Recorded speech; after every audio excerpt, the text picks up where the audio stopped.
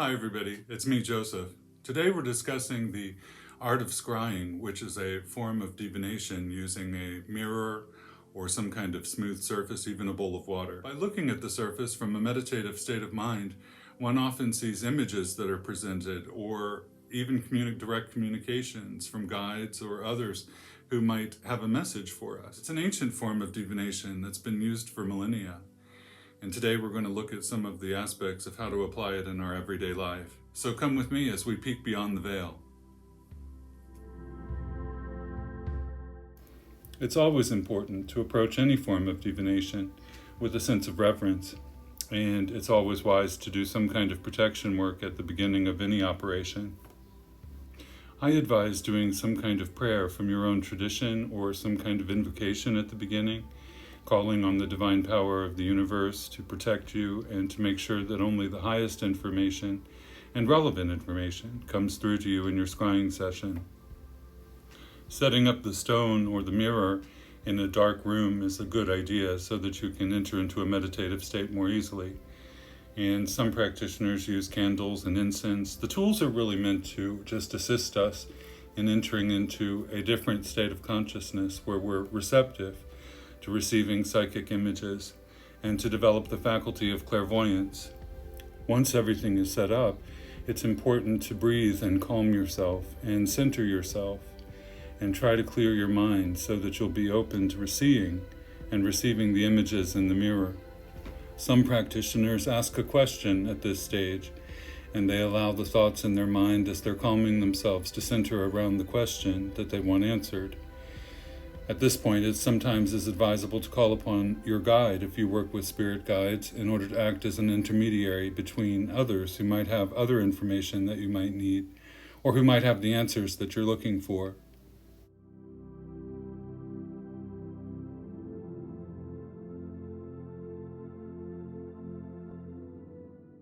At this point in the scrying, it's important to just keep gazing onto the surface of the mirror or the stone, and to keep breathing and focusing yourself and calming yourself, entering into a state of complete relaxation.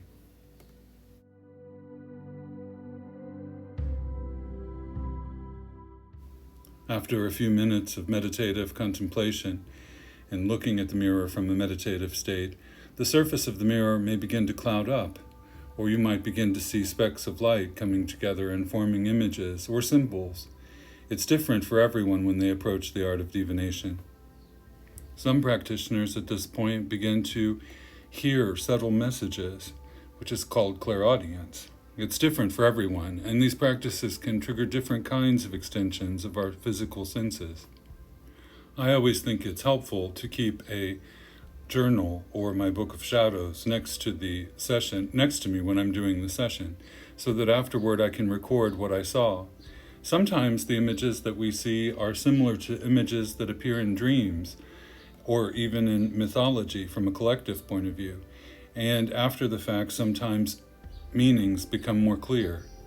We interpret the images in a similar way as we interpret the images that come forth in our dreams. They almost always have personal significance, and they're certainly related to our deep self and the subconscious messages that our deep self is trying to give to our conscious mind. It's important to bear in mind that some people are naturally more inclined to the art of scrying than others, but I believe that anyone can learn to do this, and anyone can activate those faculties of their psyche in order to achieve desirable results through scrying. It's also not unusual for people to receive messages from the departed as well. And people with natural mediumistic abilities sometimes find that out and discover their gifts through engaging in the art of scrying. Once the scrying session is finished, it's important to ground and return yourself to ordinary awareness. Some people find it helpful to drink a cup of coffee or maybe some kind of herbal tea and to give themselves a chance to reacclimate to the ordinary environment. I should also point out that it's important after the scrying is finished to wrap the mirror or the stone in some kind of protective cloth.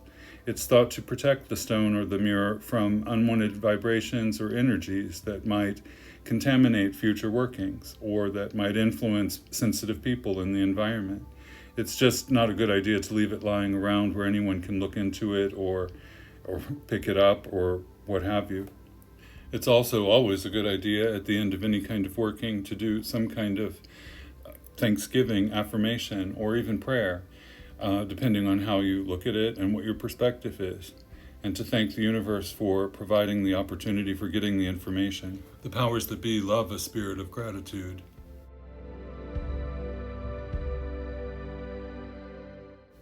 Sometimes people get discouraged if they don't have results the very first time that they try the art of scrying, and people shouldn't be discouraged by that. Sometimes it takes several sittings in order for anything to happen or to see anything in the stone. But it's just something that you have to develop and keep working at, and it's just a matter of entering into the right frame of mind.